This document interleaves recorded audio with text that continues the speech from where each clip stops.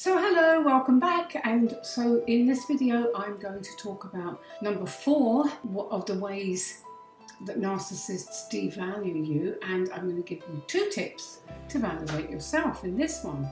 So one of the biggest ways that narcissists belittle you is by interrupting and speaking over you. And this can happen in multiple ways, and it can be when you're in company or you're alone.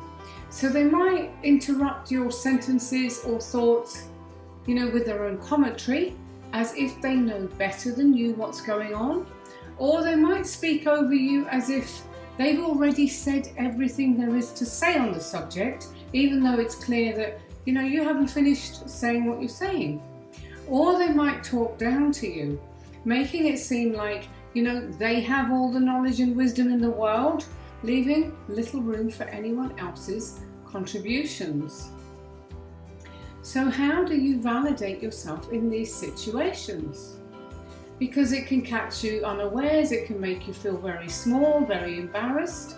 So I'm going to give you 2 tips you can do to validate yourself. So if you're in company, it can be very embarrassing. So here's my 1 tip that I want you to consider, and this will really help you to validate yourself the next time it happens. And I can tell you this from personal experience. So the tip is to realize that when somebody does this, it actually makes people around them feel embarrassed for them, not for you.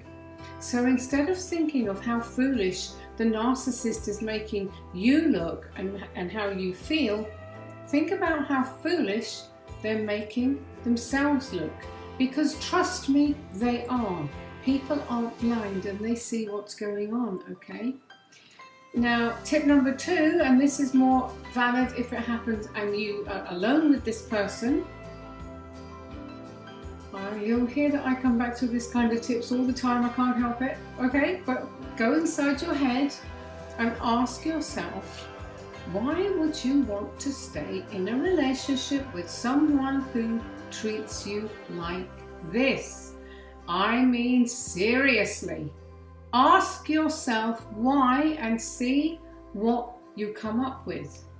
Now, I work with people to help them heal from narcissistic abuse, and I think self-worth is such a huge part of healing, and lack of self-worth and damaged self-worth. So I always bring it back to self-worth and try and help people to understand why it's so important that you value yourself enough to not put up with crap treatment like that, like someone talking over you and disrespecting you.